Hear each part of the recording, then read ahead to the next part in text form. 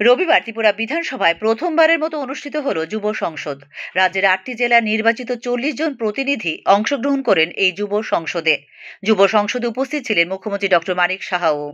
বক্তব্য রাখতে গিয়ে যুবকরাই দেশের ভবিষ্যৎ, এক ত্রিপুরা শ্রেষ্ঠ ত্রিপুরা এবং এক ভারত শ্রেষ্ঠ ভারত গড়ার উদ্দেশ্যে যুবদের জনপ্রতিনিধি হয়ে রাজনীতিতে অংশগ্রহণ করা প্রয়োজন বলে এদিন জানিয়েছেন মুখ্যমন্ত্রী ডক্টর মানিক সাহা। আমাদের এক ত্রিপুরা শ্রেষ্ঠ ত্রিপুরার কথা বলছি, আর মাননীয় প্রধানমন্ত্রী কি এক ভারত শ্রেষ্ঠ ভারত বলছে। এটা একটা কিন্তু চড়াই আমরা বারবার বলছি, শো মাস্ট গো অন। তো আগামী দিন, আজকে আমরা আছি, কালকে নেক্সট জেনারেশন আসবে, নেক্সট টু নেক্সট জেনারেশন আসবে। তো আপনারাই হচ্ছেন ফিউচার।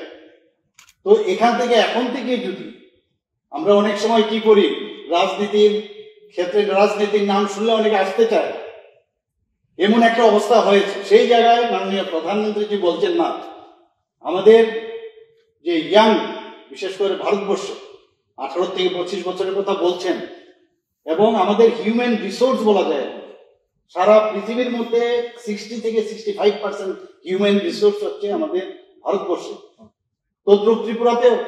তো তাদের যদি পার্টিসিপেশন না থাকে, বিভিন্ন প্রবলেম থাকবে, প্রবলেমের সলিউশন কিভাবে করা যায়, ওনাদের যে চিন্তা, ওনাদের যে ভাবনা, সেইগুলো বিষয় নিয়ে আলোচনা। এক দেশ এক নির্বাচনের মতো বিষয়গুলো নিয়ে আলোচনার জন্য এই ধরনের প্ল্যাটফর্মের সদ্ব্যবহার করার জন্য যুবদের উদ্দেশ্যে আহ্বান রাখেন মুখ্যমন্ত্রী ডক্টর মানিক সাহা। এক জাতি এক নির্বাচন, আমরা সবাই জানি যে নির্বাচন আমাদের জন্য মানে 5 বছরের জন্য আমরা নির্বাচিত হই, কিন্তু এই নির্বাচন নিয়ে আমরা সারা বছর ব্যস্ত থাকি। ফাইল কিছুদিন গেলে ফাইলে সাইন করা যায় না, কোড অফ কন্ডাক্ট লিখে যায়। তো এই বিষয়ে সুন্দরভাবে মাননীয় প্রধানমন্ত্রীজির মার্গদর্শনে এই ধরনের একটা জেলা স্তরে এই বিকশিত ভারত যাতে আরো প্রশস্ত হয়, তার জন্য এই যে আমাদের টপিকস উনি রেখেছেন।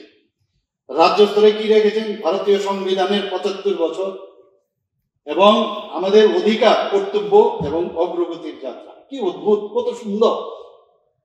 আমরা যেটা ভাবিনি, আমাদের মাননীয় প্রধানমন্ত্রী ভাবান এবং আমাদের ইনস্টিল করে আমাদের ব্রেনে। এখন তখন আমরা বুঝি না, এটা তো খুব প্রয়োজনীয় টপিক, আমরা তো চিন্তা করি না।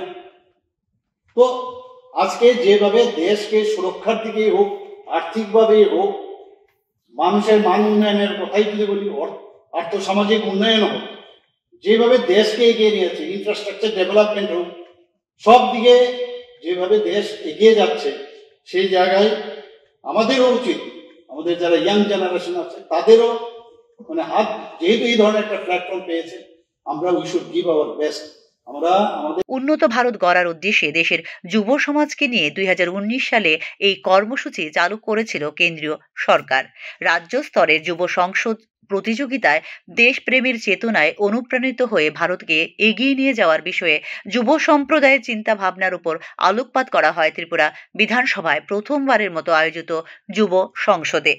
এই যুব সংসদে নির্বাচিত 3 জন প্রতিযোগীকে পরবর্তী সময়ে পাঠানো হবে দিল্লিতে কেন্দ্রীয় স্তরের যুব সংসদ প্রতিযোগিতায়। Bureau report, news now.